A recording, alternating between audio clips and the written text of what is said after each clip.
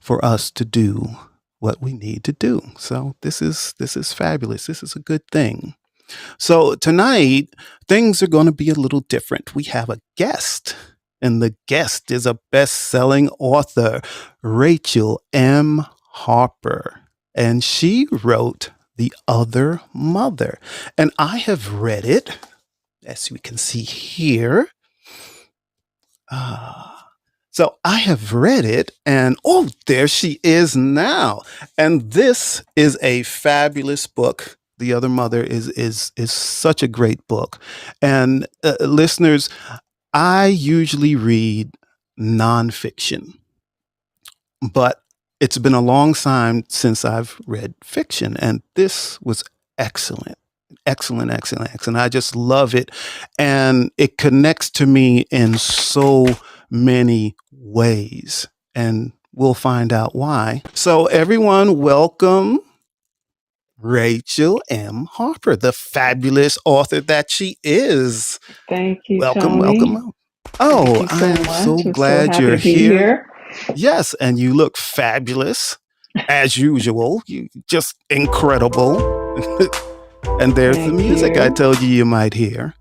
So, I'm not going to get too deep into your bio, but we know you have written three novels.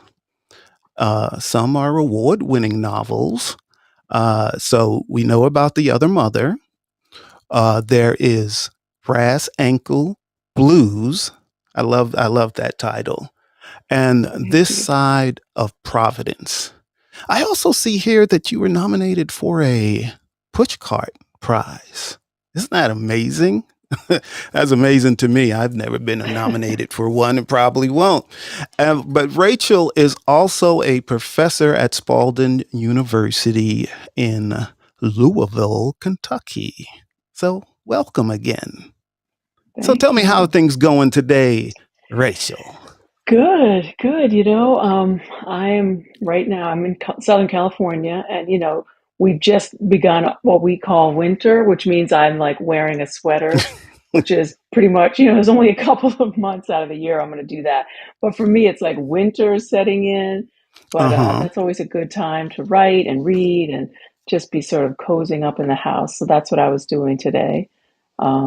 Yeah, just relaxing, getting ready for the holidays, family, travel, that kind of stuff. But just enjoying my last moments without full houses and Mm hmm. holiday cheer and, well, other things we don't necessarily call cheer, but holiday festivities.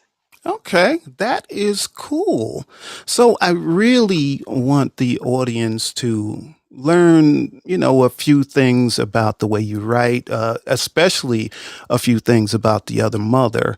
And hopefully I won't say anything that I'm not supposed to say about the book. I don't want to do any spoilers. Oh, yeah, I Um, appreciate that. but one of the things I do on this show is when I meet someone that is living their life with love.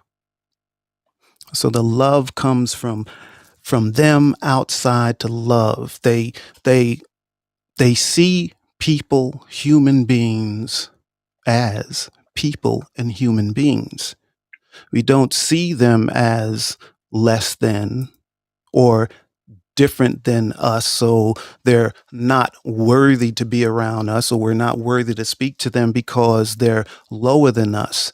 So I know not only from reading The Other Mother that this is the way you live your life. So what got you to that point? Because I know we're not born that way, where we really learn to accept people for people and looking at them as our brothers and sisters instead of enemies.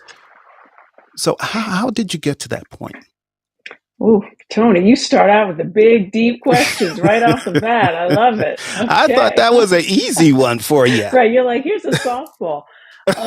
But no, but I mean, it's important. I think that the world would be a better place if everybody was operating from that understanding. I think, let's see now, if I back it up, I was always, a sensitive child. I was always sort of an artistic child, a reader, always in with my head in a book. And I do think that that creates a certain empathy in young people to read a lot and to imagine other people's stories, other people's suffering and triumphs. And so I think I started out with that. And then I think as a young person, I had um, an interesting, childhood, a lot of sort of bridging divides. I think starting out, I was born into an interracial family. So that off the bat, I sort of understood, okay, my father and that whole side of the family being African American, my mother being white, my father being from urban areas. He was originally from Brooklyn and then he moved to Los Angeles. My mother was raised on a farm in rural Minnesota. So it's like I had these very different families, like my bigger family and my parents in the home. But Hmm. because of what they were doing, I think in the 60s, they had to wait for the law to change, and they had to leave the state they were in because they couldn't get married before loving. Because my parents got married in 1965. So it was illegal, So I think to be raised in that kind of environment already and understand that my parents had to be living that kind of life, like leading with love, and trying to overcome divides, that it Hmm. was just bred into me and my brothers. And then I think, like a lot of kids, just personal struggles, going to new schools or being teased or being different, people asking me a lot of questions growing up, what are you? What are you? Now there's a lot more mixed race people, but at the time, people didn't, know where my brothers and I fit in, and that kind of sense of being an outsider, being a little different. I think it was hard at times, but it also helped me with my own like empathy and compassion towards others who are different in many different ways. And so I think in terms of the work that I write to, I write a lot about family, Hmm. and families. All my books take place with families, but there's something else. There's always some sort of struggle. I'm always, Yes. writing about people of color in different ways. I'm, writing about different classes. I've dealt with my books. It's like I'm dealing with divorce. I've dealt with like addiction, family separations, Hmm. death, new family configurations, and I'm always trying to sort of think about how to, or what I'm interested in is after loss or break, so after divorce or after death, or in my second novel, there, the mother gets arrested, and so she's pulled out of the house, and how are the kids gonna survive without her, and like what does family mean if both your parents are gone, and but I want to create hope, so I'm always sort of dealing with after breaks or fractures in a family, how can there be healing after that? And in many ways, I think I'm writing these family stories, but when I think about America and what it means to be American, a lot of the themes are the same, and sort of like these Yes. these fractures, whether it's Democrat or Republican, where it's black Hmm. or white, the history of our country, trying to create a democracy, trying to put forth these ideas of freedom, despite all the issues with American history, but there's like that hopefulness of going forward and still believing in it, Yes. believing in democracy, believing in freedom. And I feel the same, belief as an individual, and sort of that, back to your question about leading with love. I think that trying to forgive people and move past slights and wounds, in my novels, they might seem like small, individual losses and wounds, and not as big as, taking away voting rights or taking away a woman's Hmm. right to choose, or like other things that are on ballots. Like, I'm sorry, I'm thinking a lot about the election. But it's the same idea of just personal freedoms and wanting people to be able to live their authentic life. And that's what the characters in my book Absolutely. are trying to do, of just be comfortable despite discrimination, or despite, a lack of equal treatment, wanting to stand in their bodies and in their stories. And my belief that every story is valuable. And I, am writing a lot about the people and the stories that matter most to me, because it's either what I've lived or what the people closest to me have lived, the Hmm. communities we're in. and the lives we live, and that's why I'm sort of putting those stories to the front. Oh, that is so excellent. I wrote a couple of little notes down about the other mother, and what you touch on in it, and you covered most of that just now. Um, but I wrote down family, love, death, forgiveness, blood. We're talking about blood relations, Hmm. LGBTQ, race. But then I also asked myself, but or is the question is, what is blood? What is family? What is pure love? So with this particular book, I I see you as teaching, giving lessons to other people on how we should approach situations, even times when we may not go about it quite right. We take all these twists and turns to end up to where we're supposed to be from the beginning. But it's all learning. We're all Yeah. learning how to be, how we should be, how to love. Uh, the question of blood, what is blood? You and I have a lot of similarities where, in case my mother was black, my father was some kind of Spanish, and we still don't know. Mm. We think Cuban, but we don't have proof of that because of the record keeping and all of that. Hmm. Um, so I used to get the same questions when I was a kid. "Well, what are you? What are you?" Yeah. And I had situations where my grandfather, my father's father, he abandoned them when my father was probably 9 years old. So there was him and two other siblings, and he was a salesman. And he abandoned them because he was passing for white. Mm. But my grandmother was also very fair skinned with straight hair, but she was a little bit darker, just a little bit. So once the company found out that he was married to a woman of color, he Mm. couldn't sell anything anymore. So he took off. He just Wow. left. He just left and started a new life in New Orleans, I believe, and remarried. Is from what I have found out. Um, but it gets back to all of this racial component um, here in this country, and it's not just this country; it's other countries too, all related to color. But the real thing is, you know, we truly need to learn how to love each other. We Yeah. really, really do, because we really are, human beings. It doesn't matter what we are. We don't doesn't matter LGBTQ. It doesn't matter. Love is love. People are people. Even some of the questions that straight people will ask a gay person or a lesbian, and when you really think about it, who has the right to ask another person what their sexual preference is? Can you imagine if somebody walked up to a heterosexual person and said, "Hey, how do you have sex with your wife?" That's insane.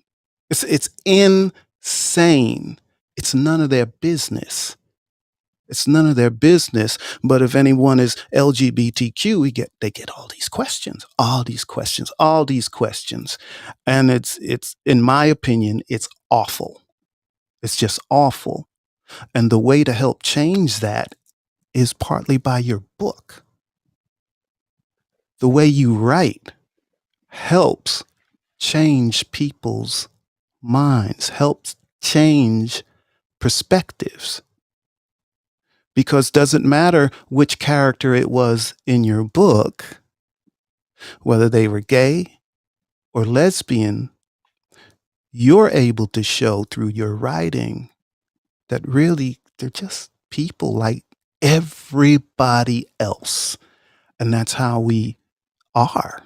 Everybody's just a person, that's capable of love and caring and and all of that. So yeah, I do see your book, and I encourage everyone to read The Other Mother because it will help you to understand, you know, what what it's like to be a person. So again, Thank you. I just love your book. You're doing good work. I mean, I really good. appreciate it. Yeah, you're welcome. I Now, appreciate it. You know, I mean, I think I was just trying to write about a handful of people, a family, and their specific stories. But I was hopeful that it would be universal, because at the core of it, at the center, there's one love story of these two women, and they come together and they have a child, and then it goes wrong, and then he's raised by his biological mother and doesn't know about the other mother until he goes off to college, and then it's like boom, and all of a sudden he finds her and a grandfather, a whole other world and family he didn't know about. And then from there, it goes into all these different sections with different family members. So that's the specifics of their story. But I definitely, in my mind, I'm writing about fathers and daughters. exactly. I'm writing about siblings. There's a strong, a sister brother relationship that's very strong, and I'm writing about parents and children from a lot of different perspectives. And at the heart, like you're saying, I'm writing about love, and I think for some of my characters, they need to find that self love. They've either been Exactly. discriminated against or they've been left behind in different ways. They feel less than, and so they have to like love themselves, um, and then sort of get okay with their choices in their lives and what they've done. And like there's a lot of mistakes in my book. A lot of people falter in trying to love someone. They screw up. They have to Mhm. ask for forgiveness. It's like all the things that I feel like we're all dealing with. Not there's some secrets in the book. Not everybody does everything they say they're going to do. Not everybody is who they say they are. It's like all sorts of that to kind of keep the narrative flowing and the pages turning. But at its heart, none of my characters are bad people. Correct. They've made mistakes, and they're trying to come to terms with that. And then through that loss, like I was saying, sort of forgive each other and create a semblance of a unified family, even though they've gone off in many different directions. There's estrangement within the family, there's reconnection, and there's like a lot of years lost. And I think, you know, different stories throughout my family, hit me with this. Like I'm writing this story, but throughout my life, there were other people's stories about years that went by. People didn't see each other. I didn't like, I remember when I was in college, I realized that my grandfather had a whole nother sibling that was alive that I didn't know because they hadn't talked to each other in like 30 years. So I thought Mhm. all his siblings had died, except I knew he had his one sister, but he had a whole bunch of brothers. And all of a sudden, and it was like, what? And I was like, oh, in my own family, there's this kind of like estrangement. People don't talk to each other. And I've had all sorts of stuff in my family. We have adopted members and, Mhm. people who gave children away. I mean, it's just, there's a lot of different lines Mhm. about, like you're saying, about blood and what makes family and, you know, um, what keeps people connected. And I feel like uh, in reality, in my opinion, family it can be defined many different ways. Exactly. But mostly it's that choice. So whether it's blood or not, whether it's marriage or not, or just cohabitating or just being Mhm. together, or all the ways in which we try to unify, and come together and join these unions, I think that the choice to care about someone and to want to make their life better, want to improve their life and improve your own by coming together, lifting each other up, supporting each other through struggles and hard times, and against other enemies outside, not Yes. each other. Like that's my Mhm. thing. I think when people within families, when we fight, it's like, oh, we're not gonna be as strong when we have to put up with, world wars or like, Yes. crazy climate things, floods and, just your whole town being wiped away or just things that other generations, people have gone through. Mm-hmm. I'm like, we need to be unified together. So at its heart, I'm trying to have my characters remember that and to deal with what I think is a very hard human trait, which is forgiveness. I think in my life, Mm-hmm. when when someone has hurt you, you feel justified in like holding it against them, like being angry for years, Mm-hmm. especially if it's like legit, if everybody heard the story and they're like, oh yeah, that's really bad. But then it's like, but what does that get you? If you hold on to that anger, as they always say, anger, it's like it Mm-hmm. poisons. It's like you're taking the poison but wanting the other guy to die, but you're taking the poison when you're angry and fueled like that. So I had to work on that with this book too, where some of my characters are really holding real resentments Yes. against the Mm-hmm. things that had happened, and I wanted to write them into forgiveness as a way to help me with some of my grief and some of my things I'm holding on to from my past and from the way people wronged me or that I thought or whatever.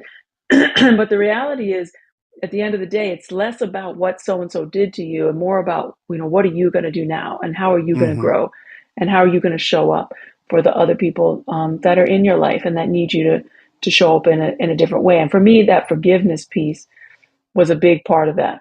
Yeah. Because if you know anybody long enough and if you have been in enough life with them, you're going to do something that disappoints them or angers them Yes. or saddens them. That's what it means on the flip side of love. We have it with our kids, like parents and kids. You're Mm-hmm. not going to always do the thing that they want you to do. They're going to get old enough. They're not going to be the perfect model child. They're going to do things following their Right. own instincts and their own drives that you might have a hard time, all that stuff. But like, what are you going to do if you don't know how to forgive? How do you move on? How do you That's heal in exactly terms of right. relationships? And I feel the same way again as our country. How do we heal as a country if we can't talk about these things and Uh, and bring them out in the open and then move on and figure out what that means to forgive the other side in any kind of battle. yeah, yeah. Quite often people will hear me say on this show and our other show is that, I love everyone, even the people that hate me.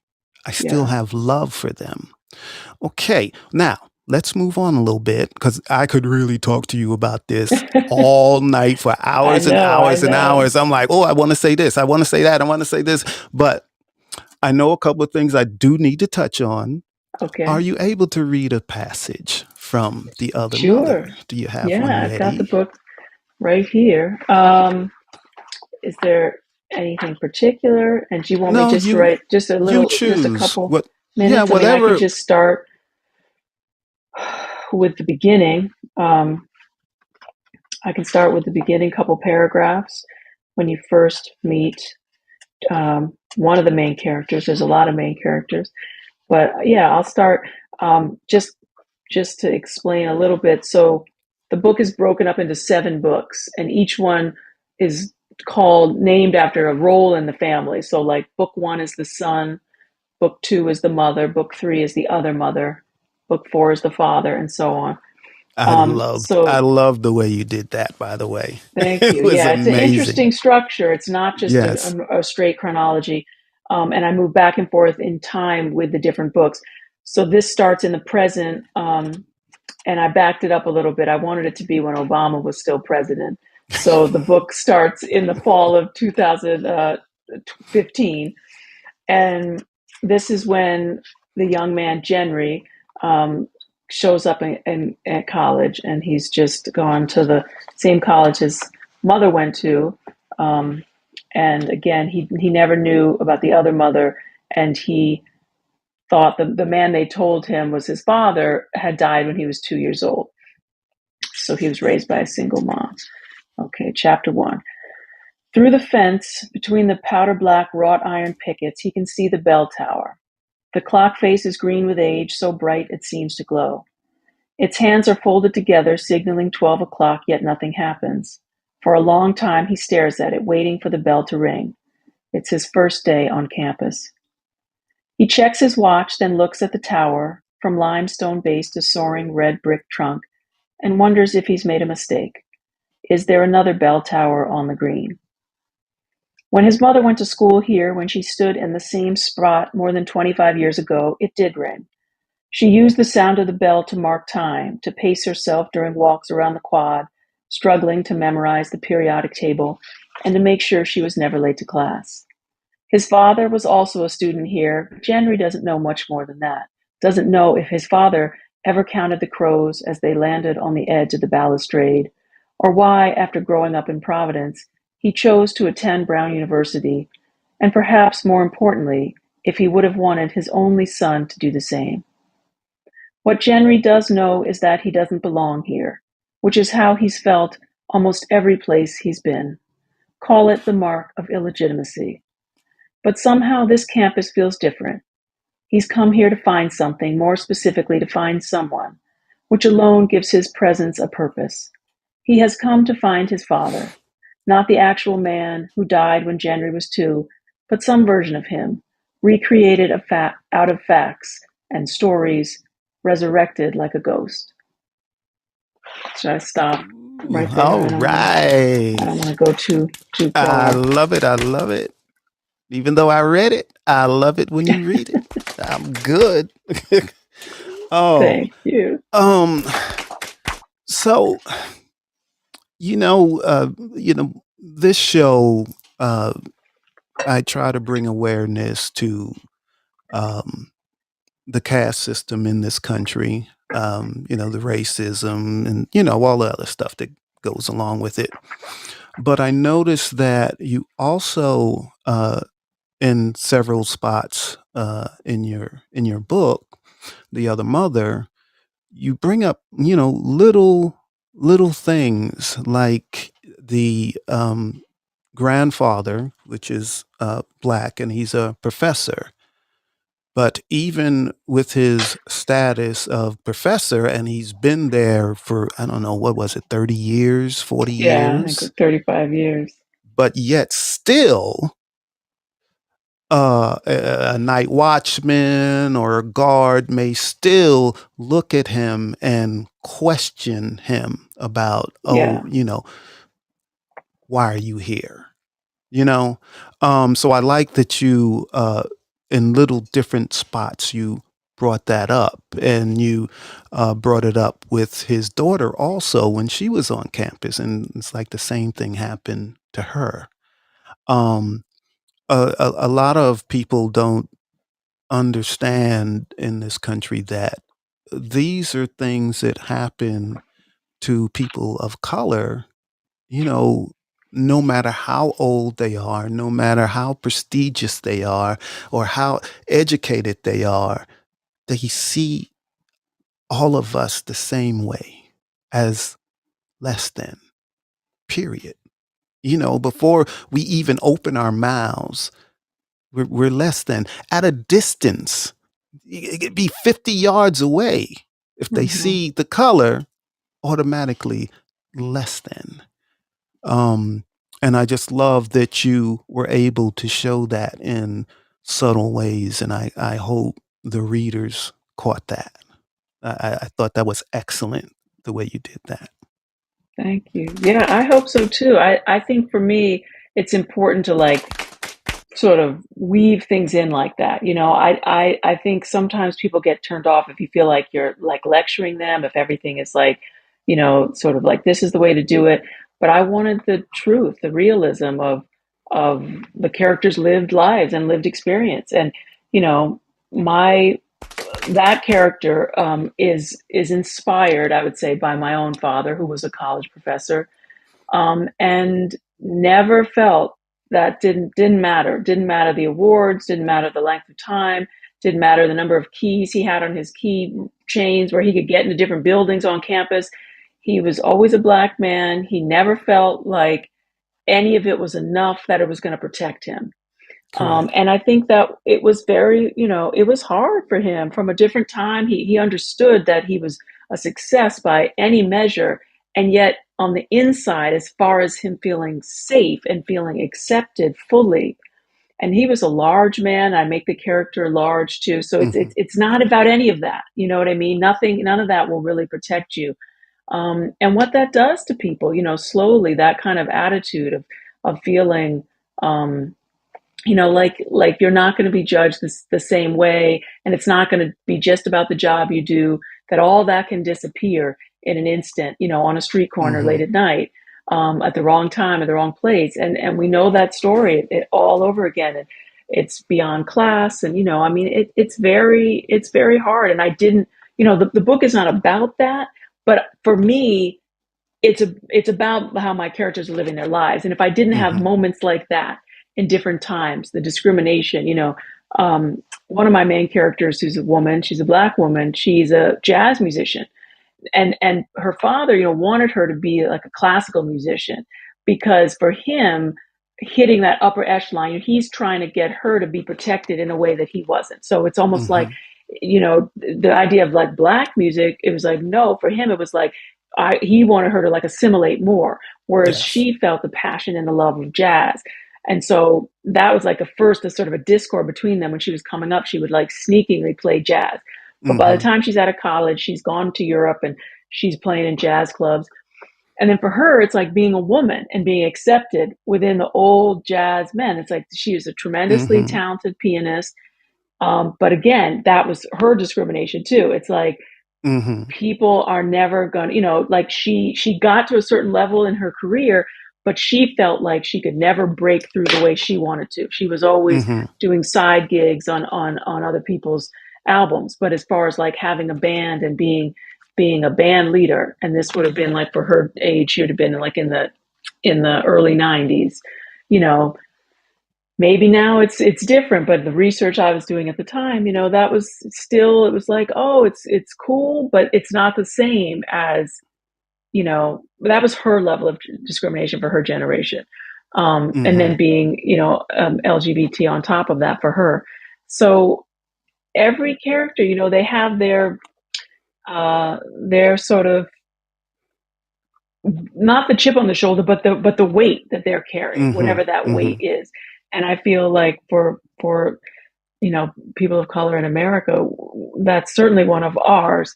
And I wanted to be truthful to the characters and their experiences by having those moments come in there, and yet having them also understand that they're still deserving of what they've gotten.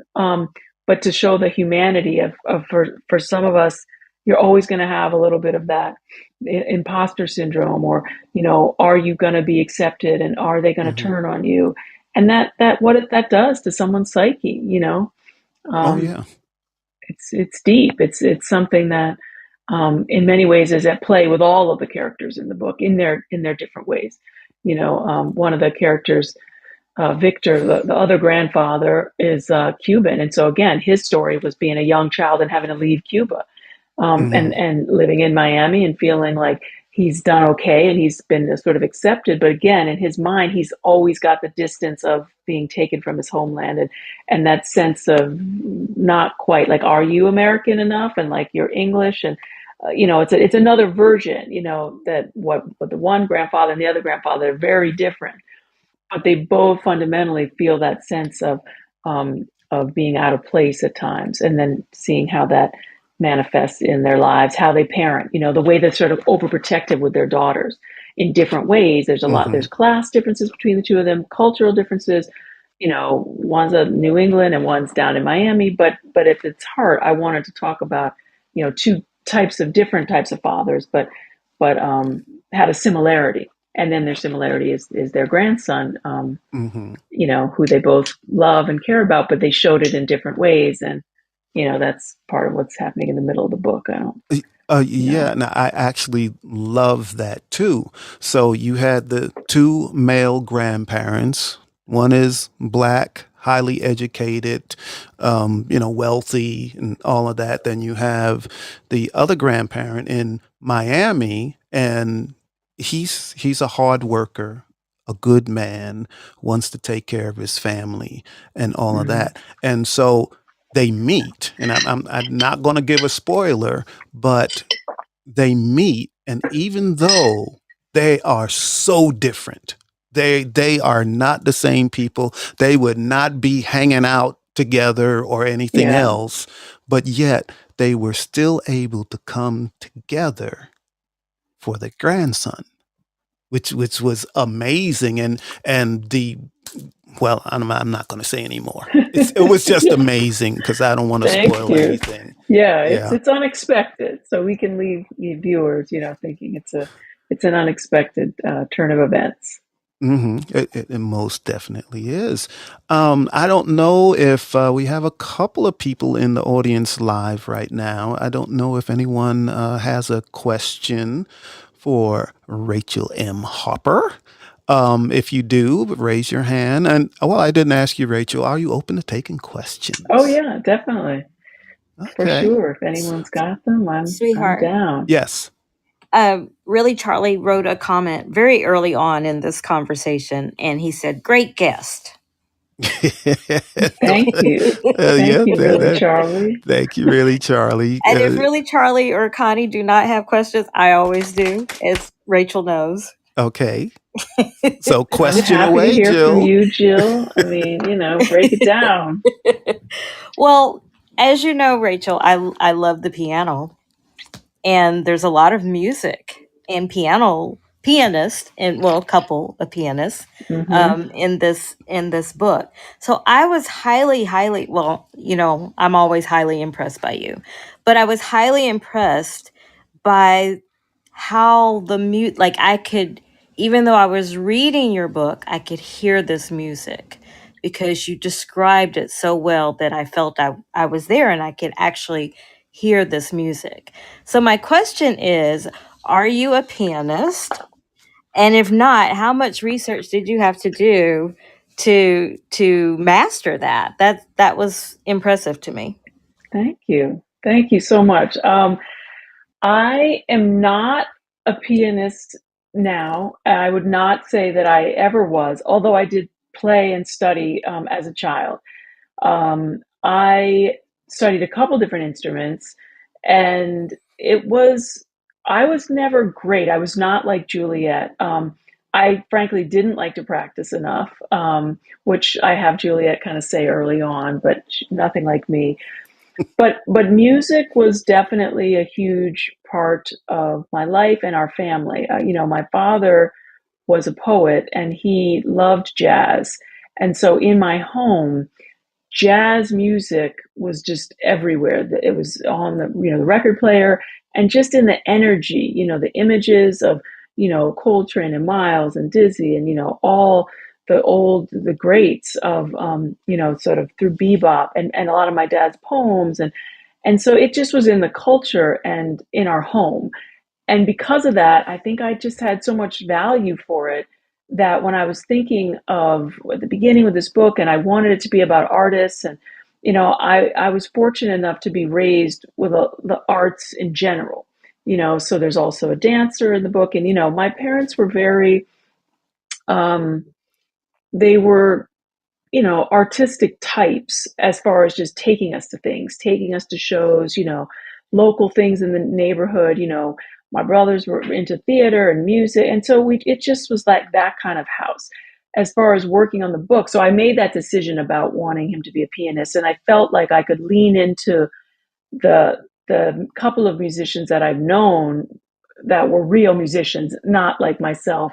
Um, so I did study, I did research. I showed people the passages and made sure that it read and sounded authentic and I definitely sort of immersed myself in some old documentaries, which I love. I don't know how you are as a writer, Jill, yourself, but I love doing the research, and sometimes I can do research as like a way of procrastinating, which at least it's a productive way of procrastinating. So I definitely, there were days when I was like, I rewatched the whole like Ken Burns 10-hour jazz, documentary from like 20 years ago, just so I could see, all, Billie Holiday and Louis Armstrong and so I loved rewatching and I just had read some jazz critics and I broke those books out and just to hear them sort of talking about the work and just hearing some pianists be interviewed and that I enjoyed that kind of research and to me that was sort of like a nice break from the work of all the emotional stuff that the book is about in terms of my characters, and all the forgiveness and the guilt and the mistakes and everything I was talking about earlier. And it was just like, ooh, let me just get down to the brass tacks of playing the piano and listening to music and composing music. And those were important scenes, the scene, because for both of them, for Juliet and for Genry, there's a mirroring. And because they've been apart for 16 years, she's not his biological mother, but they were so connected. I used the piano as a link, almost like in the absence of the biology. So I plant it early on when he's little and she's sitting with him on his lap and she's playing. And then later, when you come to, when he's older and you meet her again, she's given up the piano, but he's now this rising star. So it's kind of like a passing of the baton. And that one scene where they play together, I felt was like really important. And so, that scene, I kind of went into it of like, all right, I'm dealing with the emotion, but I have to also have it sound correct. I have to be saying the right thing. I have to have the rhythm. And for me, it was like another language is for the book to be talking about music, for me to kind of have a break from talking about people's emotions and longing and all that kind of stuff. And so I had a lot of fun with it. And I'm glad you, as a real pianist, I'm glad that you enjoyed it and can give me the thumbs up that I did a good Jill, job. you're a real pianist. I'm not anymore, but All Well, I know right. but it you was studied, beautiful. girl. It was beautiful, Rachel. Oh boy, well, Thank this is going so quickly and we're getting short on time. So, Good. Rachel, I need to ask you something. Okay. So, I know that you also write poetry, I do. and I Rarely. found one of your award-winning poems. Oh my God. And I was wondering if it's all right with you if I read it. Okay, go for it. Oh, cool. Thanks. I appreciate it. Well, my glasses are doing real weird things, so I'm going to do the best I can. So you're very familiar with this poem, of course, because you wrote it. And it's called The Myth of Music. And I believe you wrote this for your father. Is that correct? I did. Yeah. Yeah, I love this poem. So I'm going to put some music behind it and I'm going to read it. All right. This is exciting. Nervous. Yeah, it's exciting and nervous. Okay. Let's see.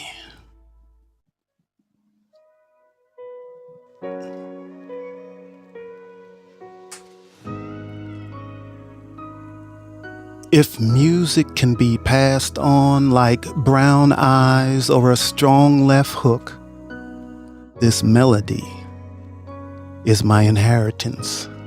Lineage traced through a title track displayed on an album cover that you pinned to the wall as art. Oral history on a record player. Lessons sealed in the grooves like fact. This is the only myth I know. I sit on the hardwood floors, damp November. My brother dealing cards from an incomplete deck. I don't realize that this is the moment, is the definition of family. Collective memory cut into rough, textured tones, the voice of a horn so familiar. I don't know I'm listening, don't know I'm singing a child's improvisation of giant steps or impressions, songs without lyrics can be sung. In 6 months, when my mother is 2,000 miles away, deciding if she wants to come home, I will have forgotten this moment. The security of her footsteps, the warmth of a radiator on my back, and you present in the sound of typing, your accompaniment, multiphonics disguised as chords. In a distant room, speakers set on high to fill the whole house with your spirit. Your call as a declaration of love. But the music will remain the timeless notes of jazz, too personal to play out loud. Stay locked in the rhythm of my childhood. Memories fading like words of a lullaby come to life in a saxophone's blow.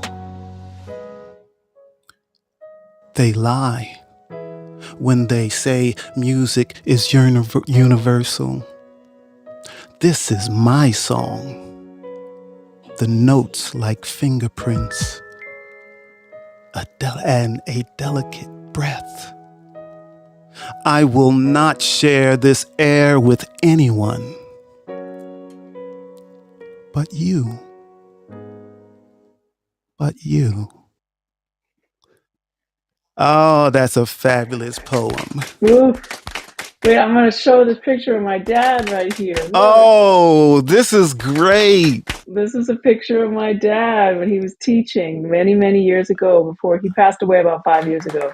Oh, But I'm sorry. this Wow. is the man I wrote the poem for. And Tony, that was amazing. You gave me chills. Oh, well, thank That you. I'm was glad you liked it. I'm glad you didn't say, why did he do that?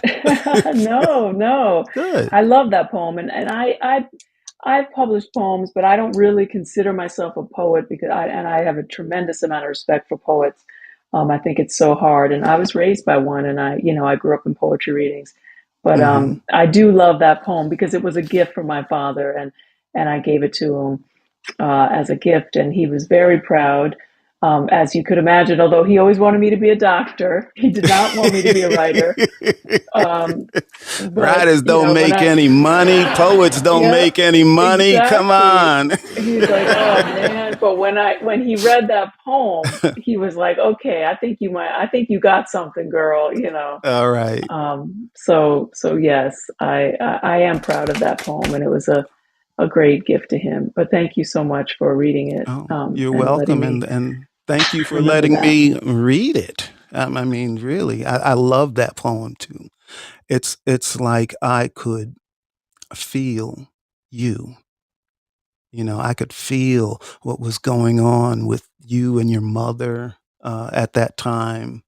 Um, but your father was the rock. Yeah, He was the one that was there. He's the one with you. He's steady and strong. And I love where you say, I'm not sharing this air with anybody. This is mine. yeah. And that's your father. So I just love that. I love it. And yeah, I'm getting ready to cry 'cause I need to Thank you, stop. sir. And really, Charlie wrote "Mic Drop" 2 times. And You are Charlie right, really, also, Charlie. really, Charlie is also a poet. He Oh, has a okay. There we yeah. go. Yeah, so he's great. So again, we're really short on time, and I promoted that I was going to do one of my poems this evening, which I Yes, usually do. So I need to get that in before it gets too late. So I'm going to use the same music I used to play with yours, but I hope no one I holds that love that against me. music. It was very nice. It was a great accompaniment. All right, cool. So here we go. Everything. Oh, just so you know, Rachel, I wrote a manuscript of poetry, spoken word poetry, and it's called Living and Dying, and it covers everything about the caste system and racism and the history of this country and all of that. So this poem is one from that manuscript. Okay. All right, we will get it going here.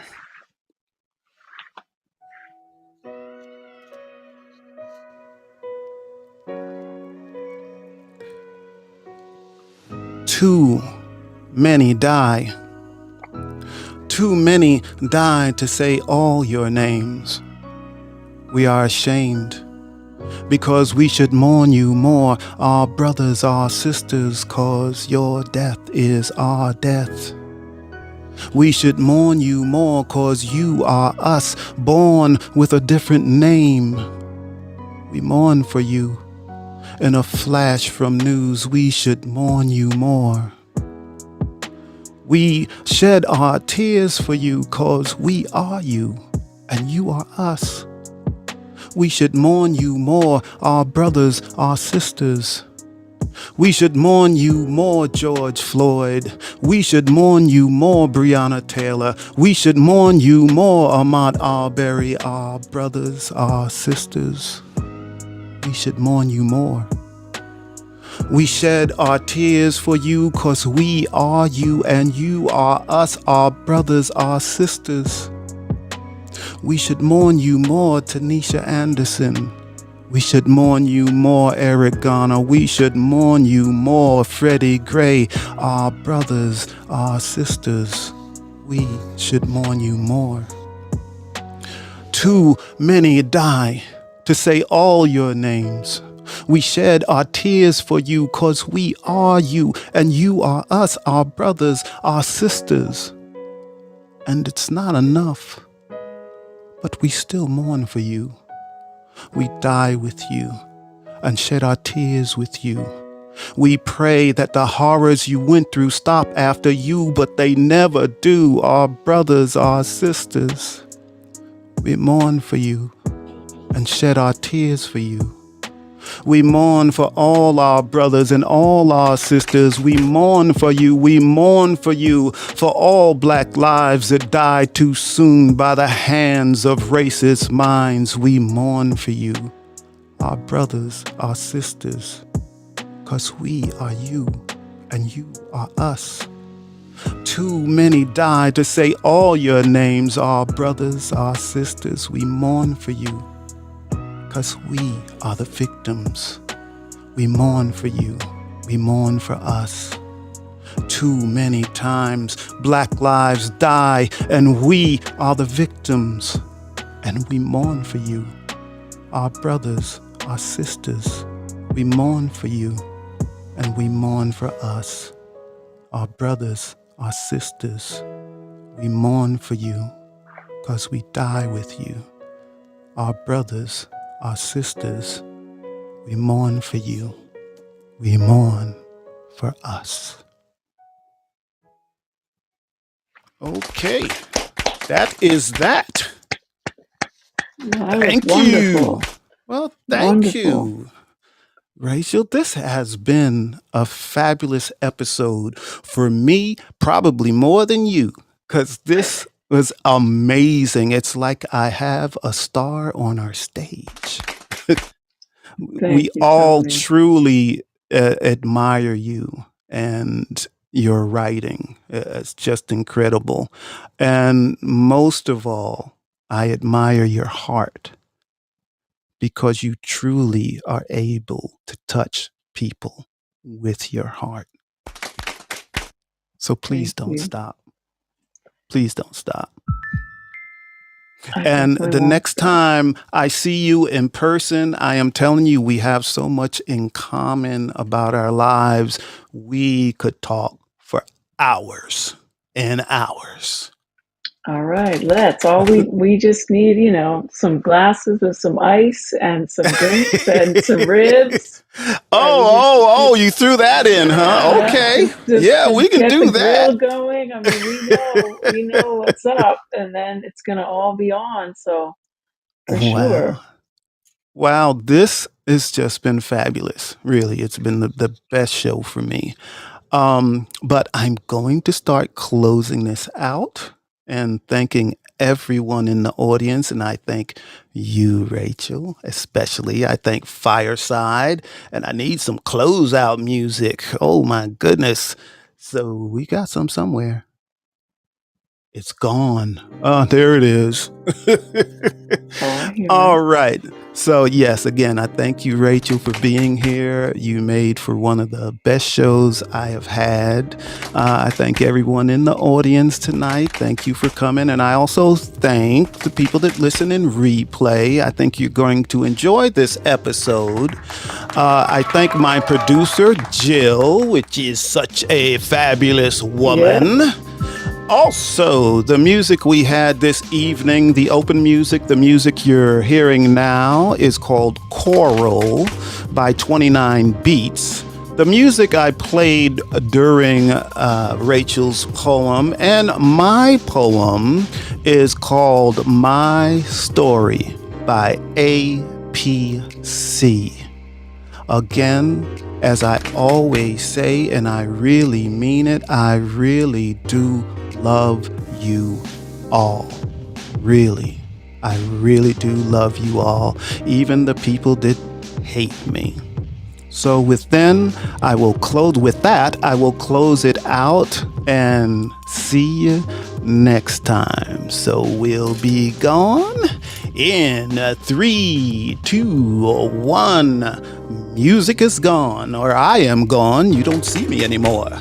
Oh. So again, thanks for coming. Love you all and see you next time. Thank you, Tony.